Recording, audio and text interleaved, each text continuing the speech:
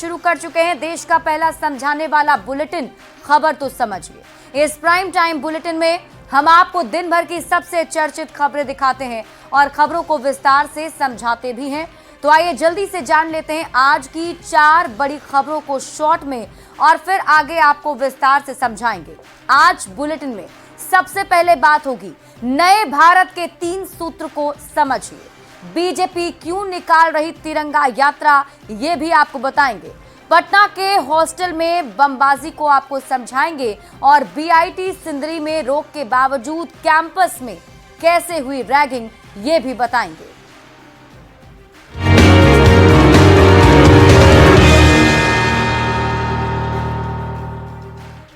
Operation सिंदूर से पाकिस्तान और उसकी पनाह में पल रहे आतंकियों को सबक सिखाने के बाद प्रधानमंत्री नरेंद्र मोदी मंगलवार को पंजाब में आदमपुर एयरबेस पहुंचे थे। यहां उन्होंने सेना की जवानों की हौसला अफजाई की। 24 घंटे के अंदर पीएम मोदी ने 2 बार देश को संबोधित किया और साफ कर दिया कि अब आतंकवाद और पीओके पर सीधे बात होगी। किसी तीसरे देश का दखल स्वीकार नहीं होगा। ये रिपोर्ट देखिए, फिर खबर तो समझिए।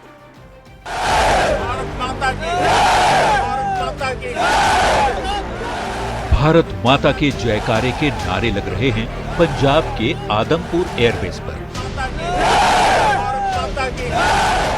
जहां पीएम नरेंद्र मोदी पहुंचे जवानों के बीच। ये वही आदमपुर एयरबेस है जिसे निशाना बनाने के बारे में पाकिस्तान ने दावा किया।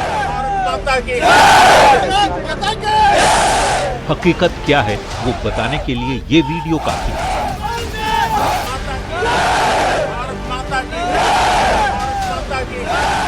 पीएम मोदी एयरबेस पर करीब 1 घंटे तक रहे। प्रधानमंत्री के पहुंचते ही जवानों का जोश हाई दिखा। भारत माता की, भारत माता की।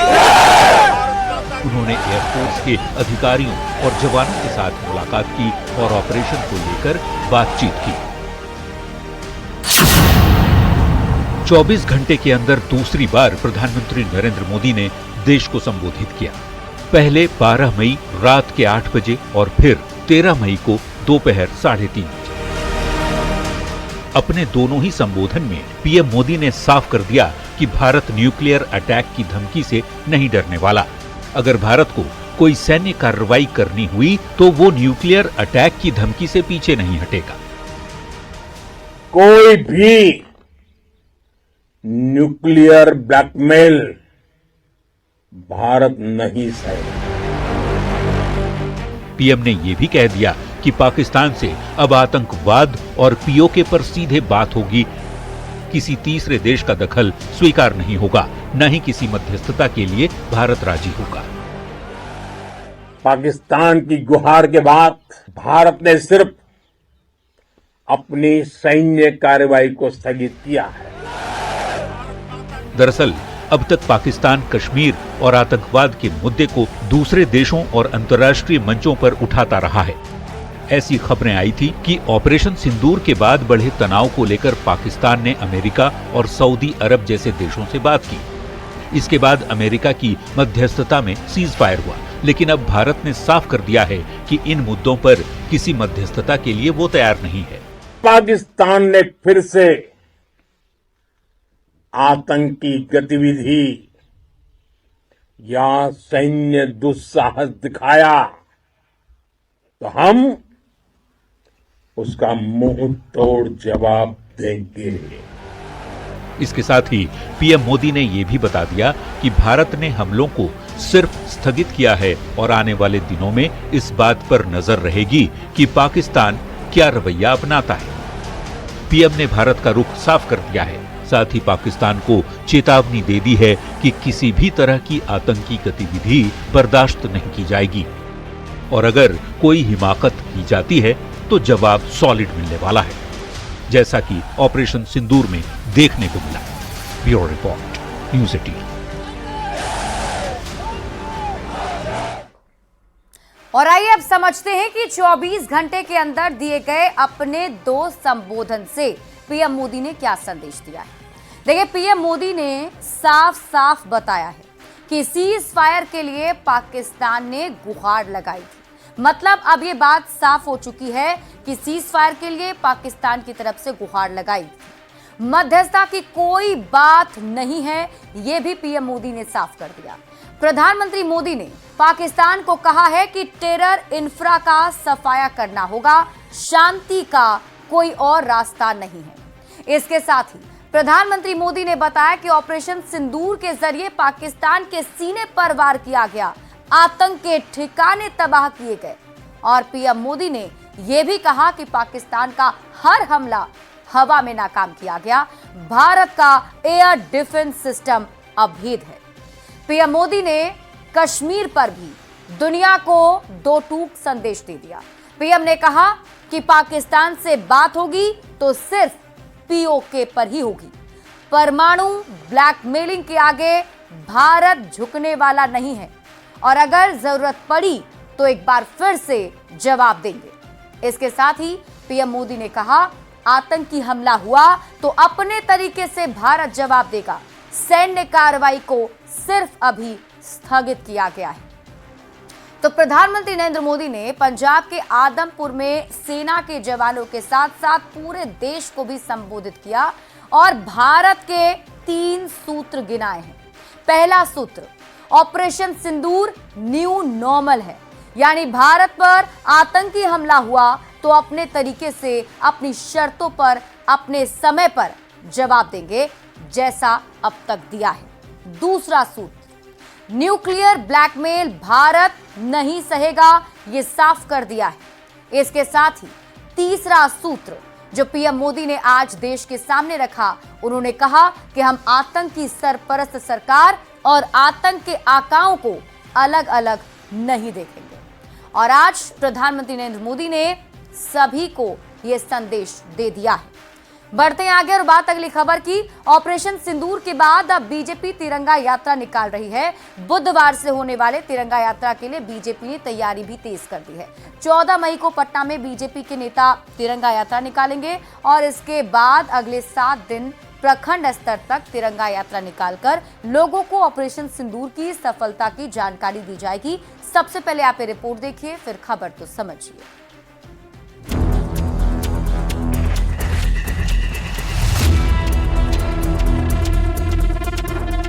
भारतीय सेना के शौर्य, साहस और पराक्रम को जन जन तक पहुंचाने के उद्देश्य से बीजेपी पूरे देश में तिरंगा यात्रा निकाल रही है। देश के कई राज्यों में तिरंगा यात्रा की शुरुआत आज से हो गई है, पर बिहार में तिरंगा यात्रा की शुरुआत 14 मई से होगी। इसके लिए बिहार बीजेपी ने बड़ी तैयारी कर रखी है। कार्रवाई किया है आतंकवादियों के ठिकाने को निस्नाबूद करके, आतंकवादियों को मार गिरा करके। तो इसके लिए सफल आयोजन जो हमारा हुआ है, इसके लिए आम जनता तिरंगा यात्रा निकालेगी और इसमें कोई किसी भी दल का झंडा नहीं रहेगा, ये तिरंगा रहेगा हमारा और तिरंगा ऊंचा रहे हमारा। विपक्ष के नेता भी सेना के पराक्रम को सलाम कर रहे हैं, पर तिरंगा यात्रा के जरिए ऑपरेशन सिंदूर का क्रेडिट लेने के लिए बीजेपी पर तंज कस रहे हैं। पूरे विपक्ष ने सरकार को समर्थन दिया, एकजुट होकर के इस लड़ाई में साथ रहे, लेकिन बीजेपी अब क्रेडिट लेना चाहती है, तिरंगा यात्रा के आड़ में सियासत कर रही है सेना के नाम पर। यह गलत है, सकारात्मक राजनीति करनी चाहिए। ऑपरेशन सिंदूर की सफलता ने पूरे देश में गर्व और उत्साह का माहौल पैदा कर दिया।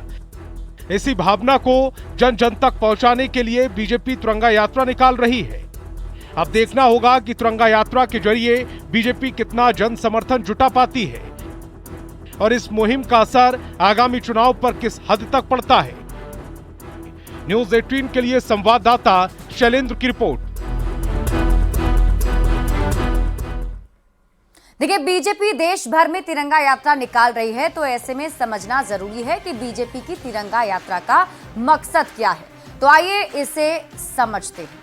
तिरंगा यात्रा का मकसद ऑपरेशन सिंदूर की सफलता के बारे में लोगों को जानकारी देना है और अचानक संघर्ष विराम के बाद तेज हुए दुष्प्रचार को रोकना है। दरअसल लड़ाई आतंकवाद के खिलाफ थी, लेकिन धारणा ये बन गई कि भारत पाकिस्तान के साथ युद्ध लड़ रहा है, जिसकी वजह से संघर्ष विराम की घोषणा से कुछ लोगों में निराशा आई है।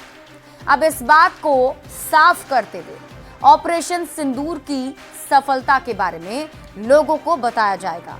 मतलब ये कि लोगों को बताया जाएगा कि ऑपरेशन सिंदूर का मकसद सीमा पार आतंकवाद को कड़ा जवाब देना था। देखिए, तिरंगा यात्रा में लोगों को बताया जाएगा कि ऑपरेशन सिंदूर में भारत की सेना को बड़ी सफलता मिली है। पाकिस्तान और पाक अधिकृत कश्मीर में 100 से अधिक आतंकी मारे जा चुके हैं।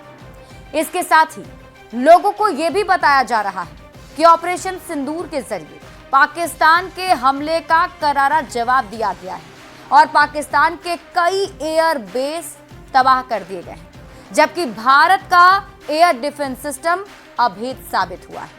इसके साथ ही तिरंगा यात्रा के दौरान लोगों को यह भी बताया जा रहा है और आगे भी बताया जाएगा कि किसी भी आतंकी हमले का करारा जवाब दिया जाएगा।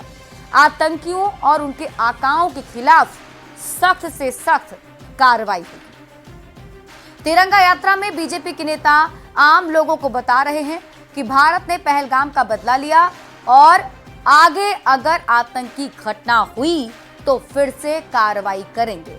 मतलब ये कि तिरंगा यात्रा के जरिए बीजेपी लोगों को ऑपरेशन सिंदूर की सफलता के बारे में जानकारी देगी। बढ़ते हैं आगे और बात अगली खबर की। पटना के बीएन कॉलेज में बमबाजी की घटना हुई। बमबाजी में एक छात्र घायल हो गया है। घटना से नाराज लोगों ने अशोक राजपथ को जाम कर विरोध जताया। प्रिंसिपल का कहना है कि कॉलेज से असामाजिक तत्वों को निकाला जाएगा। ये रिपोर्ट देखिए, फिर खबर तो समझिए। धमाके से दहला बीएन कॉलेज। हॉस्टल में घुसकर बमबाजी, एक छात्र गंभीर रूप से घायल।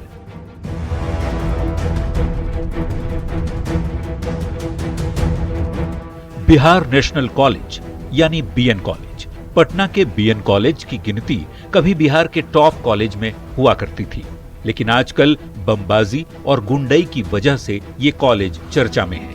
मंगलवार को बीएन कॉलेज कैंपस एक बार फिर बम के धमाकों से दहल उठा। दिन दहाड़े हॉस्टल में घुसकर बमबाजी की गई, जिसमें एक छात्र गंभीर रूप से घायल हो गया।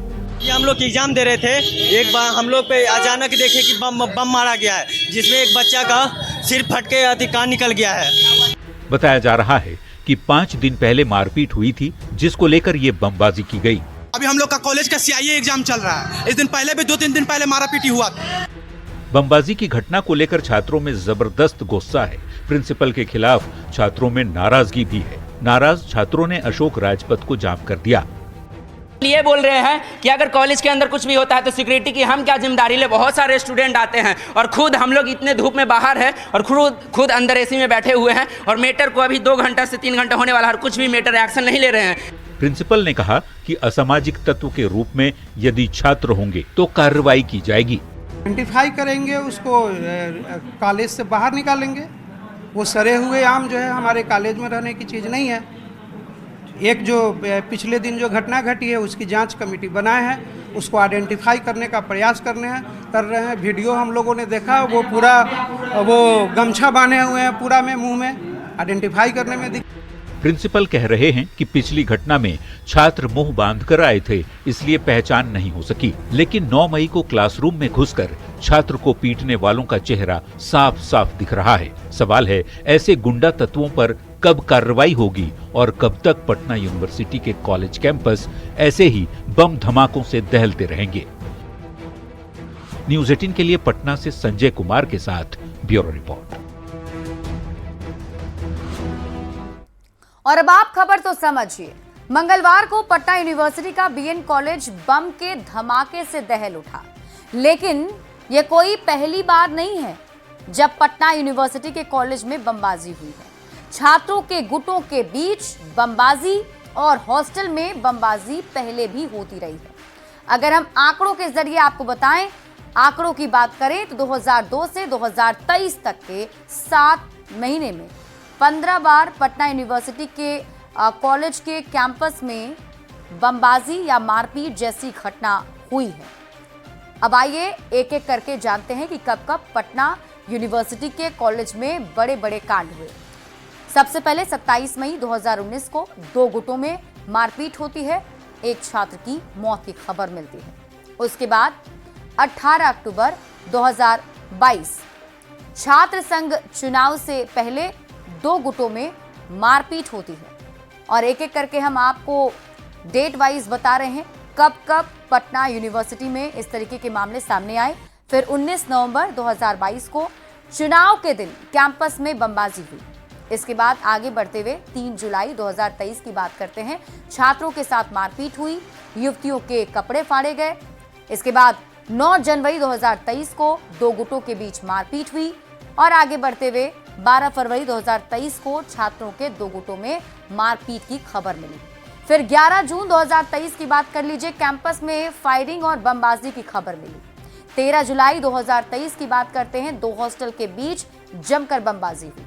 इसके बाद 14 जुलाई 2023 कैंपस के बाहर बमबाजी हुई। 4 दिसंबर 2023 नदवी, जैक्सन, मिंटो के छात्रों के बीच बमबाजी की खबर मिली। अब ऐसी घटनाओं को लेकर हर साल 100 से अधिक छात्रों पर मुकदमा दर्ज होता है। 2019 की बात करें तो 2019 में 61 लोगों को जेल भेजा गया था।